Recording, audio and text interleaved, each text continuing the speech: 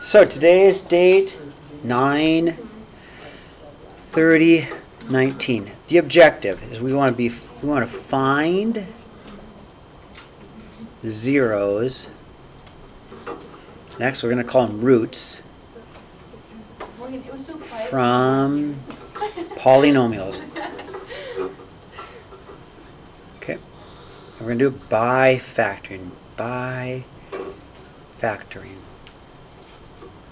Okay, go ahead and write that down. We're going to find zeros. They're also called roots, and I'm going to give you the definition of a root and a polynomial, okay?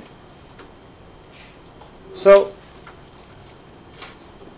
the zeros are going to be any x value that makes the polynomial 0. That's pretty easy. If it's factored, you can go to your mini equations and solve it, right? So what we're going to see today is possibly imaginary.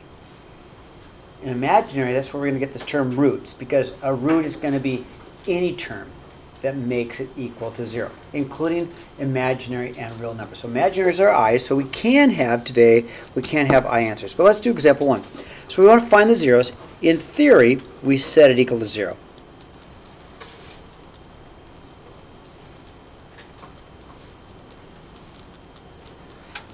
And then the way it works is this. We're looking for 1, 2, 3, 4 different answers, right? There's 4 different answers. And I know, and this is where it works, it's really easy. 0 times anything is 0. You guys agree? So if this term is 0, it's all 0, correct? If this term is 0, it's all 0, correct? And that's why it really has 4 different answers. Because we get a mini equation here at x is 0. Well, 0 doesn't make it 0 here, but this one does. That makes sense? So x could either be, well, here's our mini equations. We'll go 0 equals 3x, and 0 equals x plus 5, and 0 equals x plus 1, and 0 equals 3x minus 4. Then any one of these can be the answer. So I like to show it because I want you guys to know why it works. This is the year to know why, not just to be able to get the answer, but know why the answer worked, okay? So x equals 0. And every now and then, kids are paying attention. They'll say, well, Mr. Davies, put 0 in here, it doesn't make it 0. Put 0 right in here, it doesn't make it 0. I agree. It makes it 5. But if this is 0, the whole thing is 0. Because 0 times anything is 0, right? If 0 is here and you get 0 here, 0 times 5 is 0. 0 times 1 is 0. 0 times 4/3 is 0, right? But then there's a minus. So there's going to be more. We're going to have a negative 5, right? So there's more than one answer. Another 0 would be x equals negative 5, right? For the same reason, this would make that negative 15, ready? Negative 15, but it doesn't matter because 0 times negative 15 is still 0. So if this is one of the zeros, that's another, okay? And then the other 0 is at negative 1. Hold on, x equals negative 1. And then the last 0 is going to be at 4/3. Plus 4 divided by 3.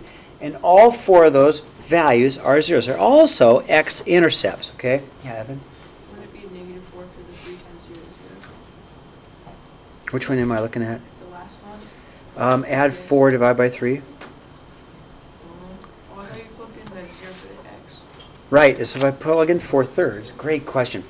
Let's do it, Evan. So if I plug in 4/3, right here.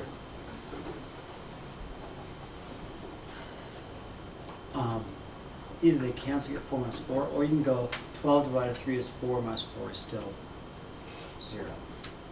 Oh, I thought you put in the 0 for the x. Well, you can. So the answer is all 4 of these, right? So you ready? If x is 0, 0 here, I got 0 here, I got 0 here, I got 0 here, I have 0. You guys agree? 3 times 0 is 0. I have 0 times 5 times 1 times negative 4, right? But because you've got a 0 here, the answer is 0. You with me? Or if I plugged in negative 5, negative 5, negative 5, negative 5, negative 5, I'd have negative 15 times 0 times negative 4 times negative 19, but because this is 0, makes the whole thing 0. You know what I mean? So all 4 of these are zeros, because we know that anything times 0 is still 0. Okay, so they all work. Okay, so and they're also going to be x-intercepts. When we graph it, we're going to see that technically, if we were to graph this thing, we'd have it 2, 3, 4, 5. It'd go through the x-intercept there. It'd go through there. It'd go through there, and it would go through there. Okay, and the polynomial probably looks something like this. But we're not there yet. So we don't have to graph it? No, we're not there yet. But I want you to understand what they are. I mean, what are they? So what, Mr. Davies? I got the answer. What are they? What are the answers? They are x-intercepts, and, most importantly for us, they're values of x that make it 0. They're values of x plugged back in that make the entire equation 0. Got it? Okay, let's look at number 2. Okay, number 2, 4 answers, right? Yep, totally right. And I'm going to put a 1 here to help us out. Totally right. 0 equals x squared times an x squared minus 1. Okay. Can we factor again? Can we factor again? What are we going to factor that into? And I'm going to do something odd, but I'm going to go x times x, because that's x squared. Okay. Let me just do this, because I want to. So x times x is x squared, but it shows that technically there's 2 zeros. 0 happens twice, okay? Because x squared is x times x. So there should be 4 answers, right? So I get an x equals 0. I got an x equals 0 again. I have an x equals a negative 1 from my mini equation, right? And I have x equals positive 1. So this is called a double root. It happens twice. Graphically, we're going to take a look at the graphs later. It looks something like this. Graphically, watch what happens. Watch my. Are you watching my? Oh, actually, I'm going to show it with my hand. So it goes through negative 1. Now it's got to go through 0 twice. How does that happen? It goes through it and then back through it. Watch. It goes through it and back through it. So that's what we call a double root. Okay. Yeah. Wait, if you left it at x squared, would you square root it? Square root it, would you leave it as plus or minus? Plus or minus 0. So you still get 2 answers, don't you? You do. Perfect. So the graph will look something like this, okay? And we can put it on a calculator, but it will look like that. Again, Zoe, we're not graphing now. But I want you to get the idea so when we do graph, you can say, oh, I got it. I know what you're doing, Mr. Davies. That's a double root. It occurred twice, didn't it? So it goes through at 0 twice. Goes through it, comes back around, okay? Thumbs up? Okay. Number 3, let's go ahead and graph. How many answers? It's got to be 4 answers. I know that, 4. Let's see if we can get 4 answers. So I take out a 2x squared. Then I'd be left with an x squared minus 4x plus 3, right? I'm going to rewrite this as a 2x times an x. You don't need to, but I want to show the 2 answers, right? X minus 1, x minus 3. Do you guys agree with that? So I'm going to get 4 answers. One answer is x equals 0. The other answer is also x equals 0. I'm going to get an x equals a positive 1 and an x equals a positive 3. I did get 4 answers. 0 occurs twice. Not that that's a big deal, but when we start to graph, it is a big deal because it tells us something. Yeah, Landon? There's a 2, so it's 2x. Yeah, let's do that. 2x equals 0. Yeah, so how would you solve for x right here? You would divide it by 2. Yeah, good question. Good question. I was hoping somebody would ask that. Okay, thumbs up. Seemed pretty easy. We learned a little bit of this in Algebra 2. And in Algebra 2, nobody really understood it very well, so good to do it again. Okay, how about number 4? Okay, set it equal to 0 and factor, okay? What do you think? Any brilliant ideas out there? Don't ask. No, you cannot. Don't ask Evan. Evan. Sorry, Evan. Shutting Evan down. Shutting him down. You guys rely on Evan way. No. No, what you got? Take one x out and then go x. No, I don't understand. You can. Evan, Don't tell him, Evan. That's what I'm saying. Pair it. I Zoe, don't know what it's called. group him. Thank you. Thank you, Zoe. by Evan, grouping. what was As a Goliath grouper. There you go. Okay, we're gonna group it. So that was painful to so in the first two, if we pair them up, right, Zoe? right? In the first two, what do they have in common? An x squared. Yeah, so we take out an x squared, and you'd be left with an x plus 2. In the second group, what do they have in common? A 9. And, yes, And a negative. Negative. Negative. Let's take out a negative 9 because you want to take out the negative. By taking out the negative, you will be able to get an x plus 2. It makes them the same, right? So you take out the negative, and you'll have an x plus 2. And now you can graph, or you can factor it one more time. So what do the two groups have in common? x plus 2. And- X squared. Wait, so is it x squared minus 9 Yep. and times x plus 2? Yes, yes, totally right. Now, can we factor x squared minus 9 again? Sure, why not? That's an easy one to factor. You guys agree? Yeah, but we don't need to, right? Well, you could go to plus minus 3. I agree. Yes, you're right, Zoe. I'm going to show it anyway because it proves two answers, okay? But if you set up x squared minus 9. So Zoe's doing a little side work. She's thinking, I'm just going to solve it. I'm going to go like this, right, Zoe? And you're going to x Yeah. plus or minus square root of 9, right? Awesome. I'm going to factor it Okay. because it shows the two answers. But Zoe, you're totally correct. Wait, isn't there 3 answers?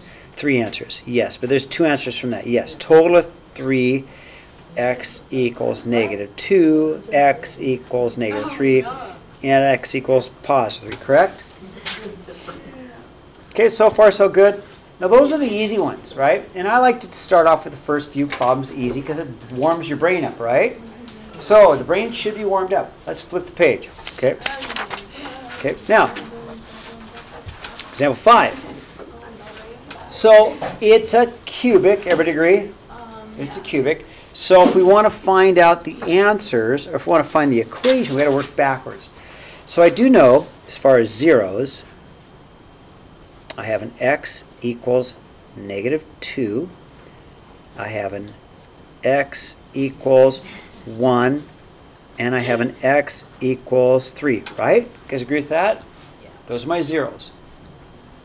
Oh, that came, that's, I got a hole punch right there. Got a hole You punch got it there. perfectly in I there.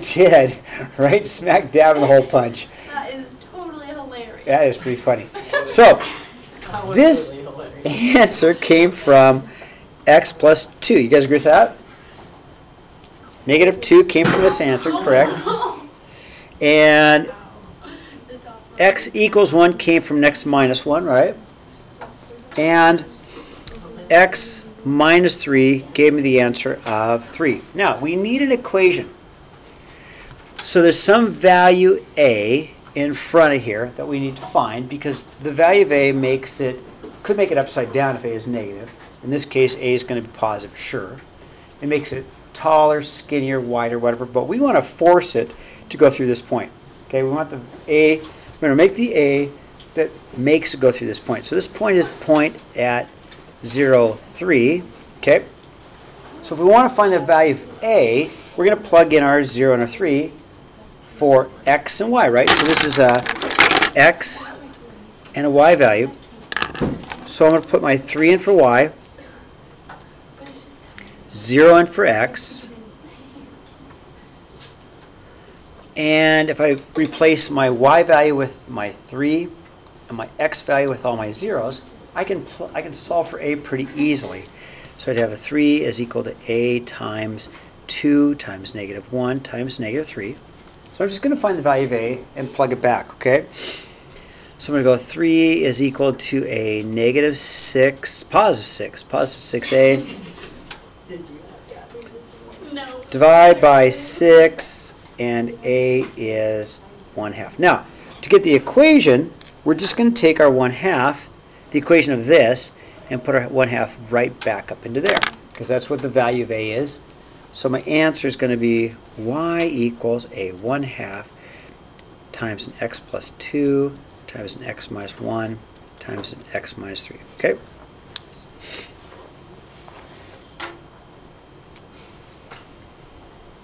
Okay, example 6 is the exact same type of problem, except for we're not given a graph. We're just given the intercepts, or the zeros.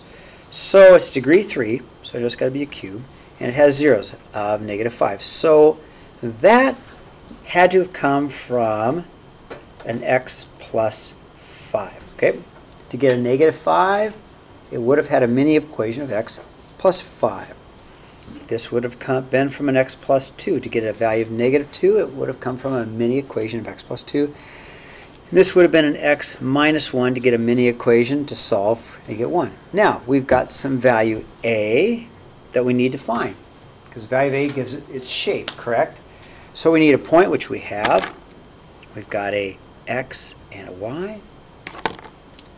So let's plug 6 in for y. We'll plug our 0 in for x, our 0 in for x, and our 0 in for x, and we'll solve for a.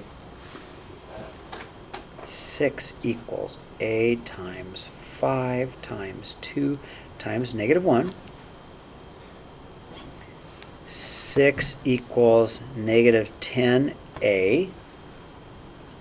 Divide by 10, negative 10, divide by negative 10, and either negative 0.6, which is okay, or I'm going to reduce it to negative 3/5 because fractions don't scare me at all. So if I just plug my negative 3/5 right here, I have the answer, don't I? So my new polynomial is going to be y equals a negative 3/5 times an x plus 5, x plus 2, and an x minus 1. And this will have intercepts at negative 5, negative 2, 1, and it will go through. It will go through the point 0, 6. Okay? Yes, Celeste. How do you know that it's the... Oh, because 3 equations. Great question. And if we were to multiply it all out, it is a cubic, isn't it? It would be a cubic, because I'd have an x times an x times an x would give me an x cubed, right? Good question. All right. So we have homework.